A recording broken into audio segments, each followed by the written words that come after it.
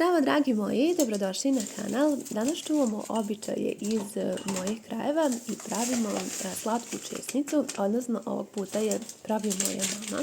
I moram priznati da ja nikada do sada nisam pravila, uvijek je to njen zadatak, pa sam želela da vam pokažem kako mi to pravimo kod nas. A mene mnogo interesuje da li ste vi čuli za ovaj običaj da se parica stavi u slatku česnicu. Pa idemo na... Ovaj video je ispao neplanski, ali možda će nekom poslužiti. Od naše bake, jel? Pa da. Ne treba da bude jako slatko. Malo šećera. Uglavnom 150 grama šećera. To je dosta. Mama se malo stidi kad uključim kameru. Ja nego ja volim slobodno i kako. Hoćeš pozdraviti sve naše drage prijatelje na kanalu. Eto, to Želeti bi bilo to da ne bude zdravlje, jako... sreću. Pa želim zdravlje, sreću, sve najbolje u Novoj godini, Sretan Božić. Evo, ovdje smo pravili supicu, pošto ima jako puno svega, onda supica malo blaža, koliko ja znam blažu da napravim. Ovdje grejemo mlijeko, koliko si tu mlijeka stavila? Pa jedno 2 deci. Znači 200 ml mlijeka. Pa tako, da. Dobro. Da ponovimo, 200 ml mlijeka, stavili smo 300 g mlevenih oraha, iako možete 150 g šećera, a možete i 200 g mlevenih oraha po ukusu. Isto što se tiče i suvog grožđa. Može i ne mora. Tu smo stavili ovako, pa eto vidite koliko, kao recimo trećinu ove šolje od 200 ml. Malo smo potopili u toplu vodu da se razmekša, pa ćemo dodati unutra zajedno sa mlevenim orasima. Ne bude puno, Inače, neko ne voli. ja mnogo volim kad moja mama pravi i volim da pravim ovakve uspomene, tako da sam česnicu prepustila njoj. Ovdje smo stavili paricu da prokuva, dobro je prokuvala i još smo čekali da stoji ovako na toploj vodi. Da ubijemo sve bakterije. Ove kore sam sad prvi put kupila, ali deluju mi da su baš lepe. Piše da su sveže i ručno rađene. Evo da vidimo. Da, baš deluju jako lepe. Vidjet ćemo sad kad budeš pravila. Biće super. Vidim već. Tepsiju smo nauvili, je li tako? Tako je. Dobro. Sad. 2. Da, sad moramo 2. Dobro. Mama je nešto povredila prst, pa ne zamerite zašto je potamneo. Zato i nije htjela da je snimam, ali šta da radimo? Nadam se da će proći. Dobro. Znači posipamo ovako sa kašikicom, je li tako, mlijeko. Kako si ti rekla da neki koristim vodu umjesto mlijeka? Neku vodu i ulje, a ja više volim da stavim mlijeko. A to bakin recept ili? Jeste. Znači ovako je moja baka pravila. Onda možemo reći u stvari da je mađarski recept. Nije, sad ja ne znam čiji je recept. Ili vojvođanski. Nije ni bitno.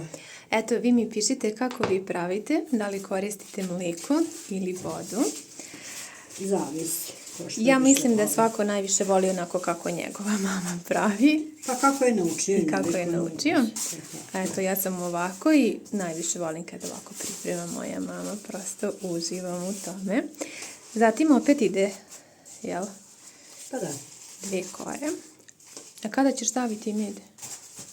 Tako je. Aha. Pa tu ima već u mlijeku.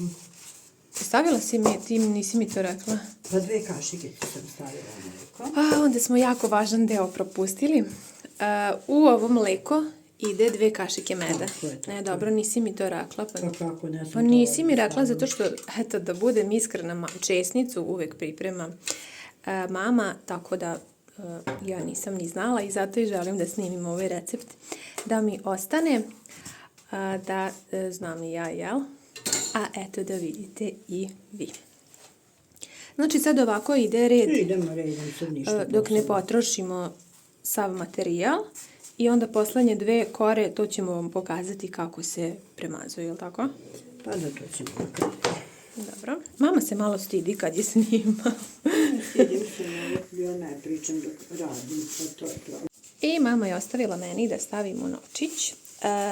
Na polovinu otprilike, dakle, kako smo složili ovu česnicu, stavit ćemo novčić. I to je to. I sada idemo dalje da slažemo. I na poslednje smo stavili mlijeko. A sad još jednom, pošto naš pored. Naš pored jako peče, tako da mi stavimo uvek za kraj ovu jednu koju kasnije samo izvadimo i bacimo jer se ona baš jako zapeče, pošto je dosta jaka rerna, je li tako? Da, sad dobro. Sad malo još uljem nauljimo. Dobro. I gotovo. I stavljamo na pečenje. Sa uljem samo malo ćemo da je navuljemo. I izvolite, možete staviti da se peče. Malo smo je ovako premazali sa uljem i nosimo je u rernu koja je zagrejana na 180 stepeni, pa vidjet ćemo koliko će se peći. Sada preostaje da ovako još iscedimo jedan ceo limun, je li tako? Sad vam ovako snimam, ali nadam se da ne zamerate. Evo ga, odcedili smo limun i dodat ćemo 2 male kašike šećera. To je dosta, vi možete i više. I sipat ćemo vode, otprilike do pola ove džezve, sad ćemo vidjeti koliko je to. Ova šolja ima 200 ml. Ovako. To je to, dosta. Znači 200 ml vode, 2 kašike šećera i sok od jednog cijelog limuna stavljamo da se zagreje. I evo naša česnica se jako lijepo ispekla. Mama skine gornji sloj zato što kao što sam vam rekla takva je rerna jako jaka. I evo ona je jako lijepo već odmah upila šerbet. Ostavite još malo da se ohladi i možete poslužiti. Inače, ova česnica se pravi za badnje veče, pa se onda stavi u frižider da se lijepo ohladi, ima izuzetan ukus. Malo podsjeća na baklavu, ali nije. Poseban je specifičan ukus zbog mlijeka, suvog grožđa koji je njena karakteristika. I obično svi koji je prvi put isprobaju, mnogo im se dopadne. A ja bih voljela da mi vi pišete da li ste čuli za ovaj običaj ili ste možda imali čak priliku da probate ili vi pravite baš ovako. Negde sam pročitala da pored Vojvodine, Srema, Banata i Bačke pravi se u nekim krajevima Šumadije, ali naravno nisam sigurna.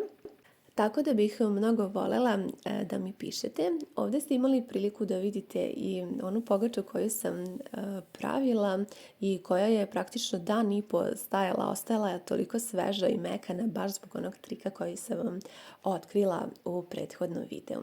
Nadam se da ste uživali, hvala vam mnogo na gledanju i ljubim vas sve puno.